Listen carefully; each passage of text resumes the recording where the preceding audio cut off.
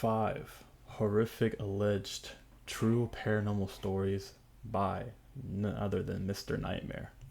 You already know what's happening, so let's do it.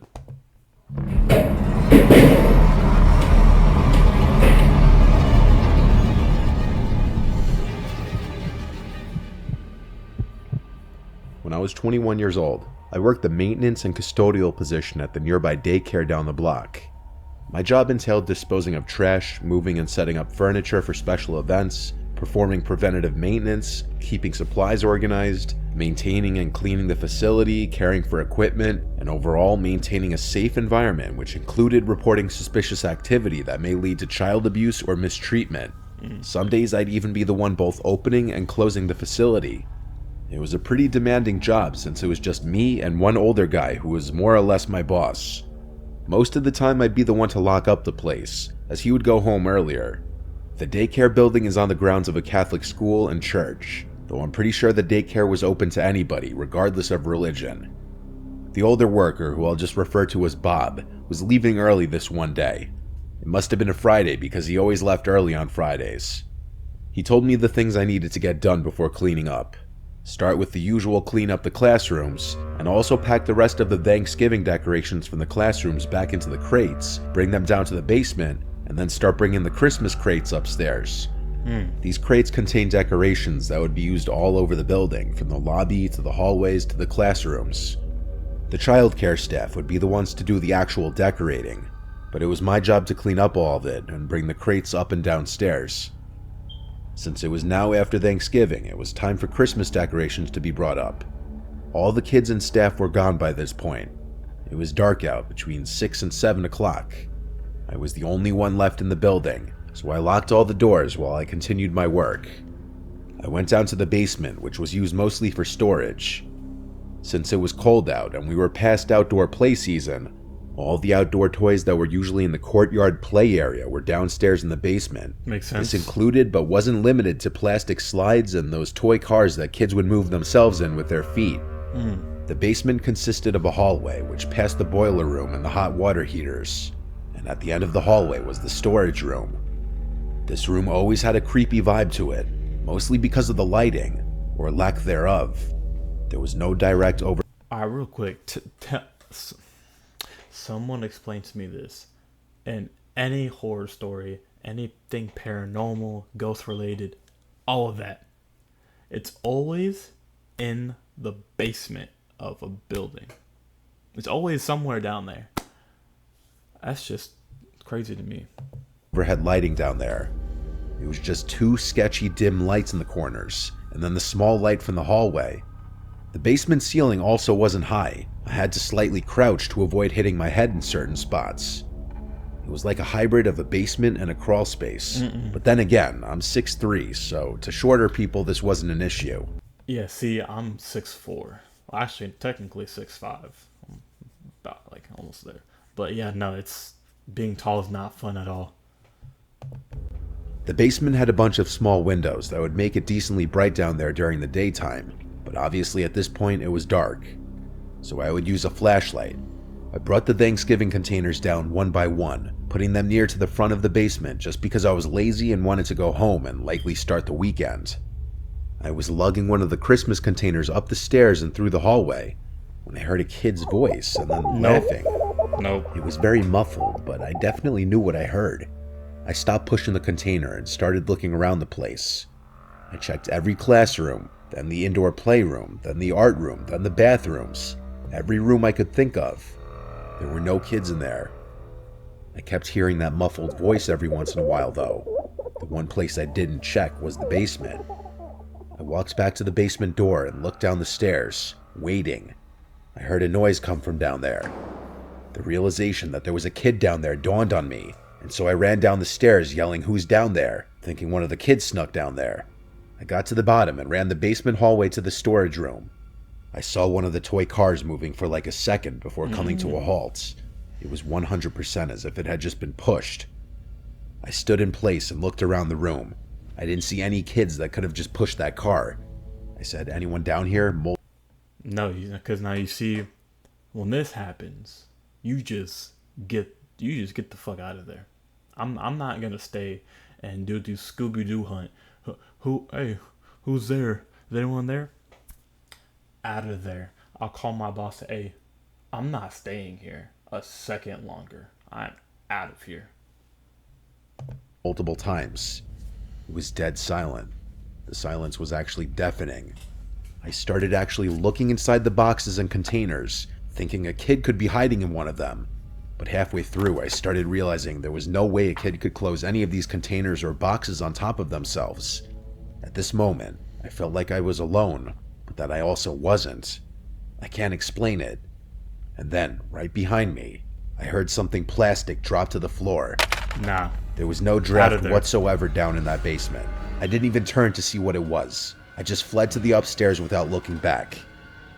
I stopped at the top of the stairs again, and when I heard what I could only describe as a child's whisper down there, I slammed the door shut. I didn't know what else to do except call Bob, and in short, he said if I think there's a kid down there that I need to call the police. The scary thing is, I didn't think there was a kid down there, but I still called 911.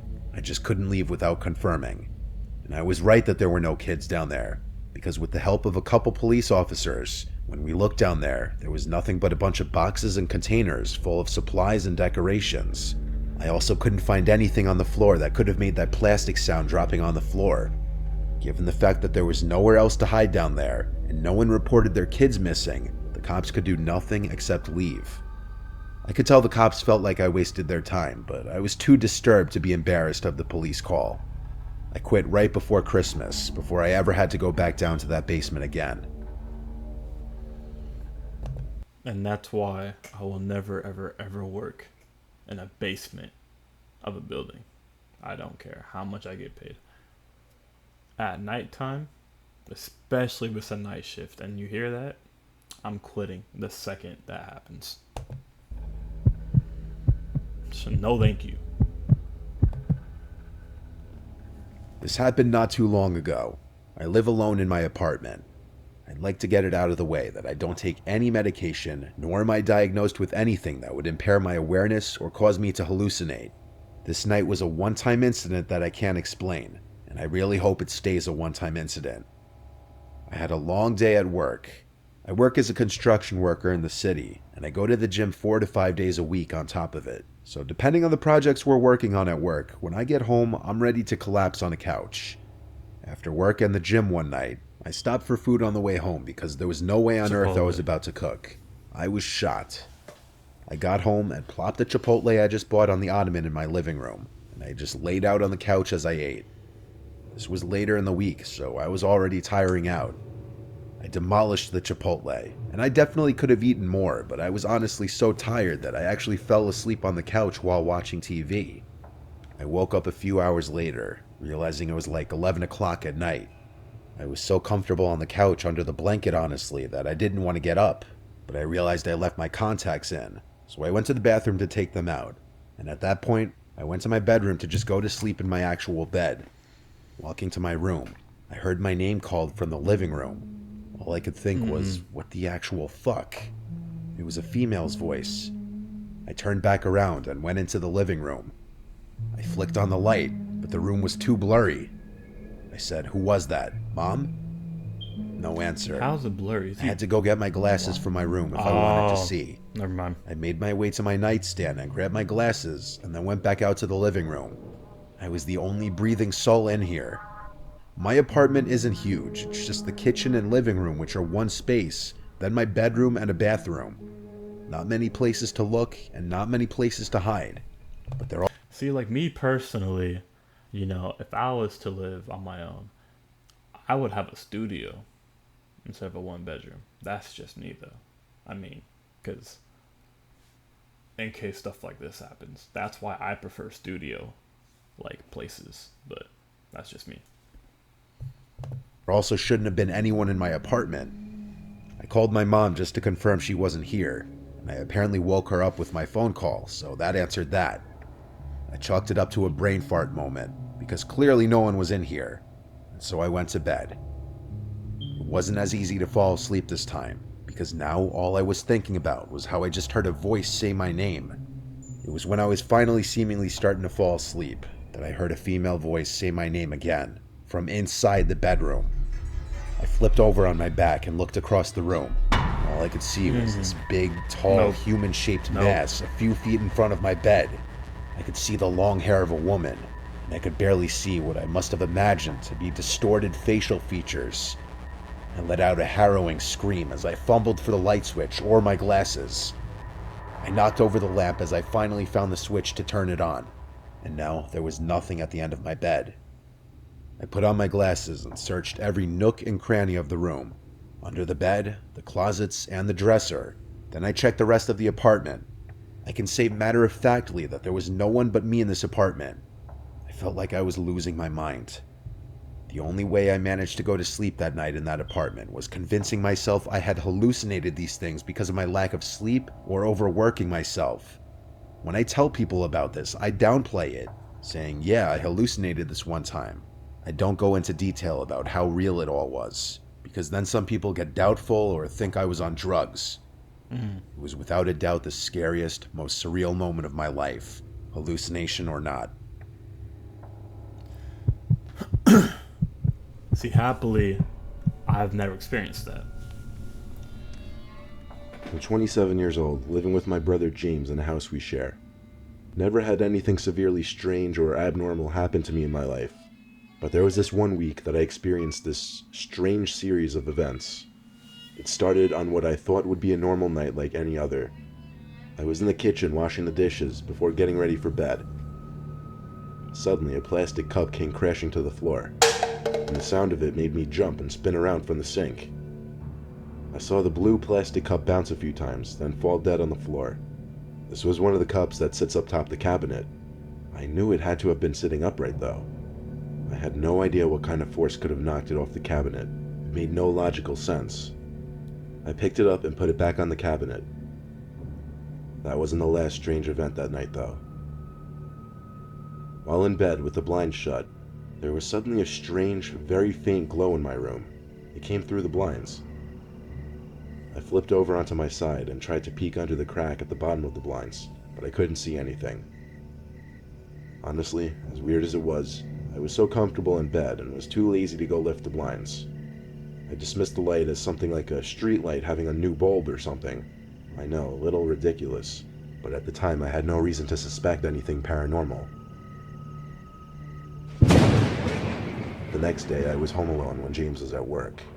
It was a dark, stormy day, and the house was constantly rumbling from the thunder, so when I heard a cup fall from the kitchen, I associated it with the thunder. I went to the kitchen to pick it up, and realized it was the same blue plastic cup I'd carefully put back on the cabinet yesterday. There was no way thunder could have knocked it down from where it was. I put it on the counter and stood there, confused and a bit shaken, looking around the kitchen, not knowing what to think. As I was standing in the kitchen, I heard a creak in the floor above me.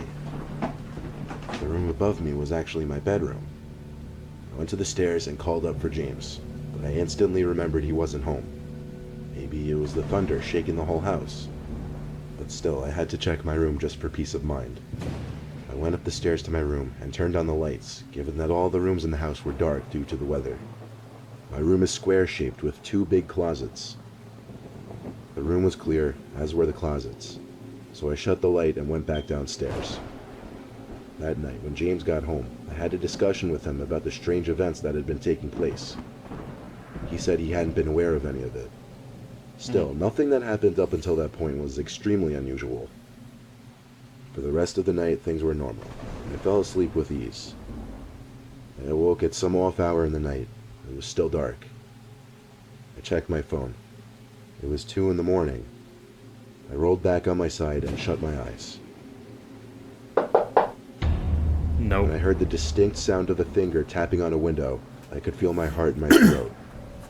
I didn't know why someone would be knocking at my window, but I didn't want to see who could be out there. But for some reason, it took me that long to realize I was on the second floor of the house. Therefore, nobody could be on the outside of my window.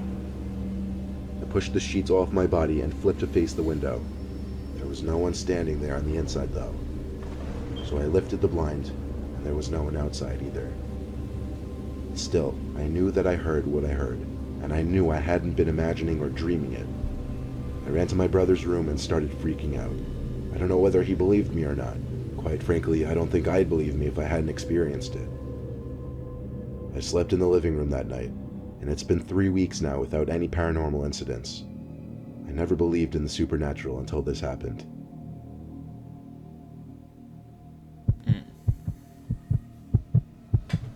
That's terrifying. I once took a road trip from New Hampshire to Florida.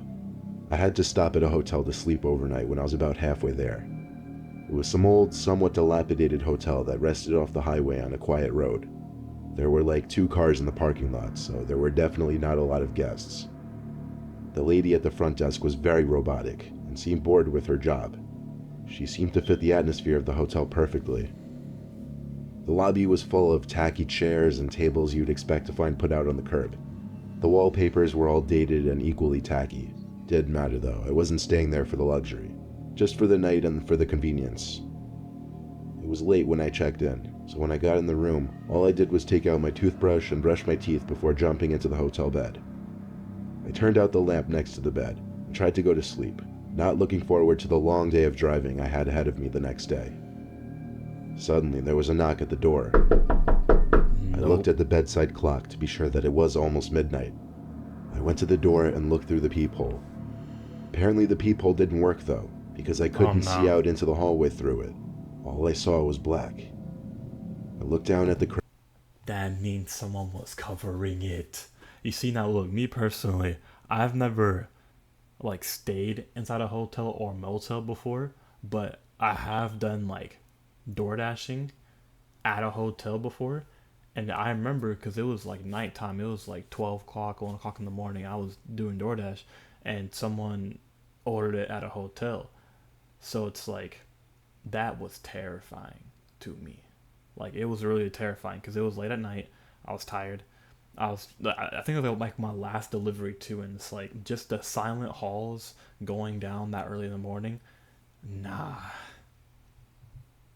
Crack under the door, but didn't see any outlines of feet blocking the light, so I opened the door just a little bit to peek into the hallway. When I didn't see anyone standing in front of the door, I opened it fully and then peeked down both sides of the hallway. It was clear, so I had to suddenly question if someone in this relatively vacant hotel was pranking me. I shut the door, locked it with the bolt this time, and went to lay back down in the bed.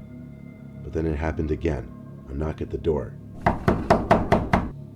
This time I jumped out of the bed, ran to the door, and checked the peephole again. Shockingly, all I saw was the empty hallway outside. But it hit me. This time I could actually see through the peephole. I unbolted the door and opened it. No one. I looked down both sides of the hallway again, and there was no one. This was where I drew the line. I grabbed the key to the room and went to the lady at the front desk. I told her someone kept knocking on my door, and politely asked her to check the cameras to see who it could be. She said they didn't have cameras in the hallways. Her reaction also wasn't what I was hoping for. She seemed very calm and disconcerted with what I told her. She said in a calm voice there was only one other guest in the whole building. Then she just stared blankly at me.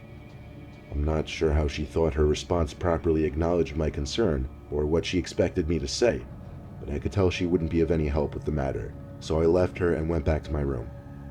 I locked the door with a bolt again. This time I put on my headphones and put on one of those 10-hour sleep relaxation videos on YouTube. This would not only help me get to sleep, but block out any possible future sounds from whoever was deciding to mess with me. And it worked. For a while at least. Eventually I flipped from my side to my back, just looked around the room. My head froze when I was staring at the corner. I sat up to try to get a closer look at what I thought I was seeing. I swear it looked like a giant humanoid figure, like a 10-foot tall human, standing right in the corner, head to the ceiling. When I put that image together in my head, I felt a sudden rush of horror in my body. I jumped across the bed to flick on the lamp, but when the room lit up, there was nothing in that corner of the room. Nah. I simply sat there with my heart Out of beating there. probably 200 beats per minute. I gave myself a couple minutes to calm down before shutting the light back off and laying back down on my side. I still had the headphones in my ears playing the relaxation video. It helped calm me down a little bit. I didn't last even 2 minutes without sitting back up and examining the room again, however. And there it was in the corner. what looked to be a 10-foot tall humanoid figure. I crawled to the edge of the bed to get as close a look as I could before practically shitting myself. I saw what I was sure was a long arm at the side, moving. I dove to turn on the lamp again, and the corner was empty again. I didn't stick around that time. I packed up my few things in a matter of seconds and left the room. I gave the key to the woman and said I'm checking out early. She didn't even say a word as I stormed out that front door of the hotel. See, she's in on it. She knows. She knows something that he does not know. I continued She's in on driving it. until I found another hotel, where I fell fast asleep with no supernatural disturbances.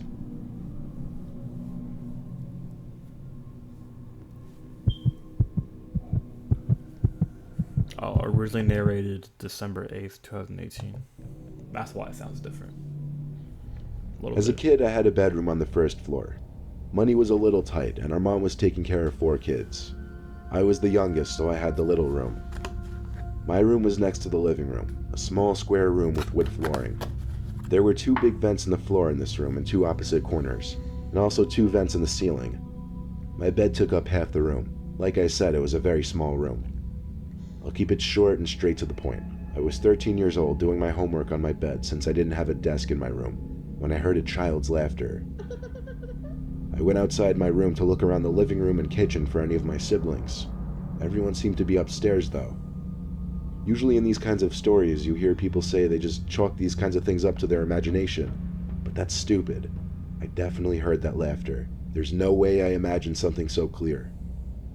I continued my homework, but with one ear perked up listening for any other suspicious sounds. Eventually enough time passed that I was able to move past it. In fact, it seems it was just about when I was able to get over it that I heard it again. A child's laughter. Or more so, giggling, I should say. This time it went on longer. It wasn't coming from outside my room. It was somewhere in the room. I figured one of my brothers were hiding from me. I followed the sound of the laughter, strangely to the corner of my room. Then I looked down at the vent on the floor. It was coming from inside the vent. I got down on my knees and pressed my ear up to the vent. There was no more giggling at this point though. When there was a silence for a few seconds, I lifted my ear from the vent and then put my eyes up to the vent to get a peek inside. It took me a second to realize I was staring at a pair of eyes looking back up at me. I shrieked like a girl and screamed for my mom. She came storming into my room moments later, but of course the noises were gone, as were the eyes. My mom thought I was going crazy due to a lack of sleep, but I refused to sleep in that room, so she let me sleep in her room that night. That went on for a week actually, before she put her foot down. I spent the next 4 years in that same bedroom before we moved, and nothing paranormal ever happened to me since that one particular night. Nah, see, because that's terrifying. Terrifying.